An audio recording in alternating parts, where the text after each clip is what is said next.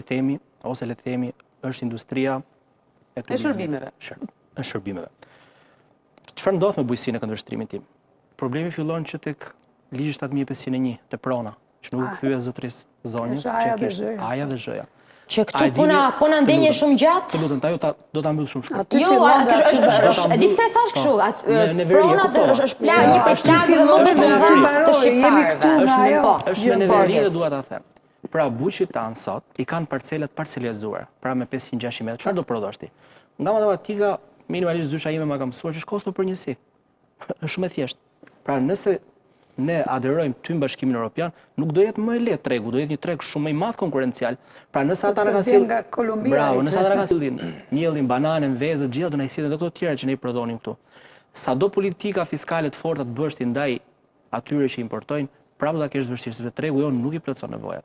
Edhe ajo që tham, ka ike të rive, sigurisht që ka ike. Ne nuk i kemi modernizuar akoma shërbimin në bujësi, ne akoma punojmë me dorë, pra bota ka kaluar këtë.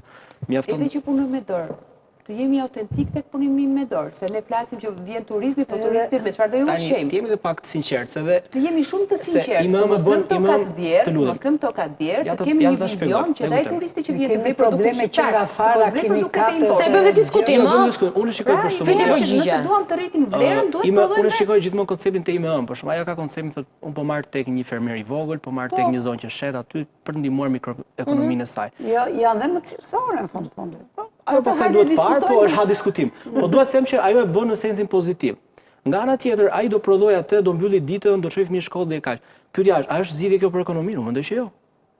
Ekonomia shqiptare me këtë fluksin e presim, me këtë ndërtim që siç e kemi thënë, dhe do vazhdojë ndërtohet Shqipëria turistike në bindjen time, sigurisht ka nevojë për këto dy sektor jetësor të Shqipërisë. Bujësi dhe turizëm. Pra turizëm cilësor, kualitativ, shërbime, njerëz mikpritës dhe bujësia pa diskutim, që ne mos jemi të varur nga importi për gjithçka. Pash një fotografi, ndoshta të marrë një koment ty po dhe të ftuarve, kishte hedhur zoti Izak Topuzi në rrjetin e tij social Facebook, kishte bërë një fotografi në një dhomë hoteli, në atë që edhe ai ka, dhe kishte treguar që ajo dhomë ishte marrë me pra dikush e kishte book, dikush e kishte marrë një dhomë hoteli, dhe ishin të huaj, gjerman me sa kuptova, dhe aty brenda ishin pije, ushqim, të vendosura të gjitha brenda dhomës së hotelit, dhe i thoshte që nuk është faj apo problemi i turistëve të huaj që vinë në Shqipëri dhe marrin buk me vete. Është sepse ne Shqipërinë i kemi dhënë këtë lloj vëmendje, këtë lloj PR që Shqipëria është vendi i lirë ku ti mund vish të shijosh natyrën dhe të marrësh buk me vete.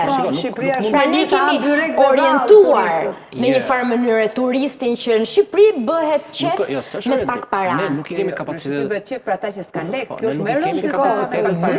Kjo varet nga kategoria e turistëve dhe kategoria e turistëve që vinë në Shqipëri janë klasa e mesme dhe ullët që vinë për interes. Edhe në zonë nuk e kemi kualitetin premium që të presim ata premium. Edhe nëse kemi, po, për shumica që kanë në blok ke turma turistës që janë byrek atje dhe mire bëjnë.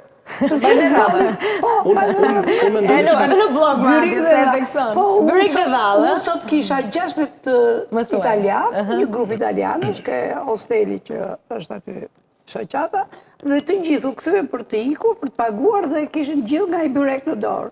Ska është, është dhe praktike. Byreku është një nga produktet që konsumohet, pra vincëllimisht është produktën kulinare. Se edhe unë kur shkoj jashtë nuk luajta mënç që të shkoj të haj në për restorante të krekose, sepse kam interesat tjera.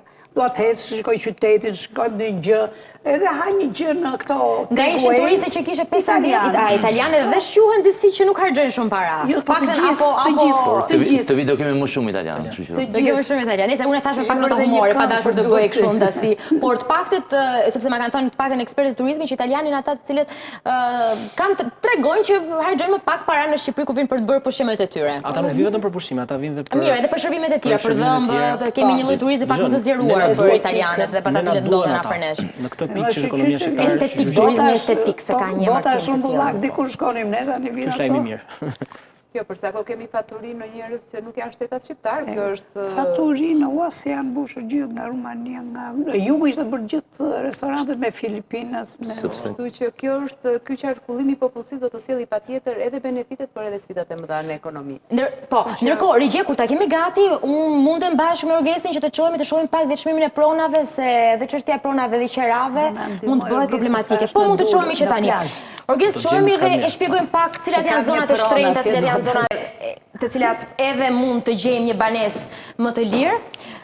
Na ke bërë gati një grafik me zonat të caktuara nga më të shtrenjta tek ato më në periferitë e Tiranës, të cilat ke vendosur vlerën minimale dhe maksimale të çmimit për metër katror. Tash të shpjegojmë diçka sepse gjithmonë do ketë paqartësi, pakënaqësi dhe çudi në gjithë ato që e dëgjojnë.